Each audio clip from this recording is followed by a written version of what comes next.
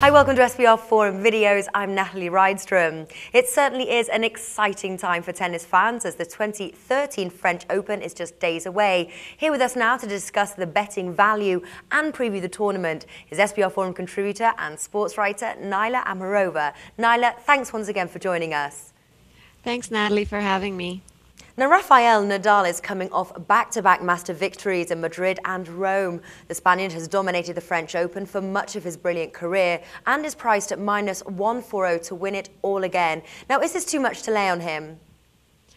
No, not at all. I think when you have a sure play as Nadal is, or as sure as any play can get on paper, given the way he's been playing right now and completely dominated the clay court season, save for the one sort of blip on his record when he lost in Monte Carlo to Djokovic, you have to. I mean, he's the player to beat, so he's the one to back. And at -140, that's not a whole lot. When you think about it and sort of crunch the numbers, you're going to get a 70% return on whatever amount you lay on him. So, I mean, I don't know of any investment out there that would return 70% on my investment. So I think that's a great play and great value for money, especially since really he's the player to beat. So he's the one that should really win it. All right, so good odds from Pinnacle there. Now, Novak Djokovic is +260 with Pinnacle, but is likely to be favoured against any player not named Nadal through the finals. Firstly, is this a fair price? And what do you think his odds would be in a semi-final or final against Nadal, depending on the draw? Excellent questions, Natalie. Yes, it is a fair price on Djokovic, and I mean the price is only there because of his performance during the clay court swing.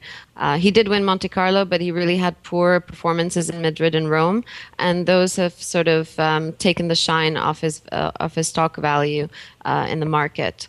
In terms of a semifinal matchup against Nadal, his odds will probably still be good, but definitely Nadal will be a heavy favorite going in. One has to keep in mind that the fact that Nadal has only lost once in a best-of-5 scenario on clay, and that was to Robin Soderling in 2009 in the round of 16 of the French Open. Since then, no one's ever beaten Nadal in a best-of-5 situation on clay. Now, after the big two, the prices start to look more like the returns from a scratch-off lotto. Roger Federer has to look somewhat appealing at 23 to 1, given that he made the finals in Rome. Now, are you going to bet this one? Yes, he does look appealing at 23 to 1 on the strength of his Rome final appearance, but I'm not so sure that I'd be betting this one only because of the way he went out in the final to Rafael Nadal. I mean, he went out in a whimper. There's no other way to say it. And I don't think that even if he ends up in Djokovic's half of the draw, but if he does end up in Nadal's half of the draw, they would meet in the semifinals. And I just don't see him passing Nadal in the semifinals. If he were in Djokovic's corner, I'd give him a better shot. But at this point in stage, without the draw, I would probably not back him with any confidence, if that makes sense. Yes, okay. Now, I'm not sure what's happening with Andy Murray here. He's an eye-popping 62 to 1. Is the Scotsman hurt? Not that I'm aware of, at least not that I've heard. But the reason why he's priced so high, it's comes down to the fact that clay is just not his surface, or at least hasn't been his surface to date. One has to remember that Andy Murray, as good as he is, he's never reached a clay court final, let alone won a clay court title. Earlier in the month, they priced him better. He was much shorter, and I didn't think it was warranted at the time. And I think right now the price that you see Andy Murray at really reflects his abilities on clay. He's a long shot to win the French Open. And the only way I would see him winning the French Open is if literally Federer, Nadal, or Djokovic were somehow unable to make it to the semifinals. which probably will not happen, but you never know. Now that I've said it, it just might. So, and this is no disrespect to Andy Murray. Obviously, he's a great player, but I think he really, his best surface is a hard court surface. Wimbledon is also a place where he can definitely challenge for the title. French Open, though, I don't see it yet. Not until he actually wins a relevant clay court title like a Madrid Open or a Rome Masters.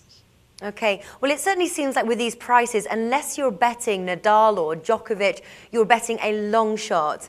And now to that end, are there any dark horses worth a bet, if nothing else to try to make some profit hedging against late in the tourney?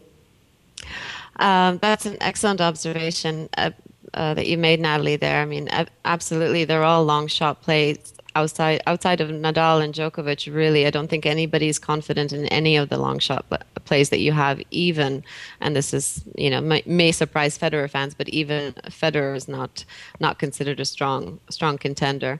Outside of outside of those two, Nadal and Djokovic. The players that, if you want to hedge bets, then I would look at sort of the last month that we've had in tennis, and the players that come to mind would be Stanislav Wawrinka, who reached the final in Madrid, Jo-Wilfried Tsonga, who reached the semifinals in Monte Carlo and Madrid, as well as Thomas Berdych, who had similar strong runs in both Madrid and Rome. Those players are coming into form right now, and outside of the top two and outside of Federer and Murray, I think one of those three would probably be the best bet if a tennis fan wanted to hedge his bets. And out of those three, to narrow it down, I would go with Thomas Berdych, because out of those three, he's the only one that's ever actually been to a Grand Slam final when he made it in the 2010 Wimbledon finals. So, and as well on the strength of his Rome and Madrid Masters, he would be sort of one of the dark horses that I would pay close attention to. Right, okay. Nila, thanks for joining us, and we'll see you on Friday where we'll discuss the draw. Thank you so much for having me. It was fun.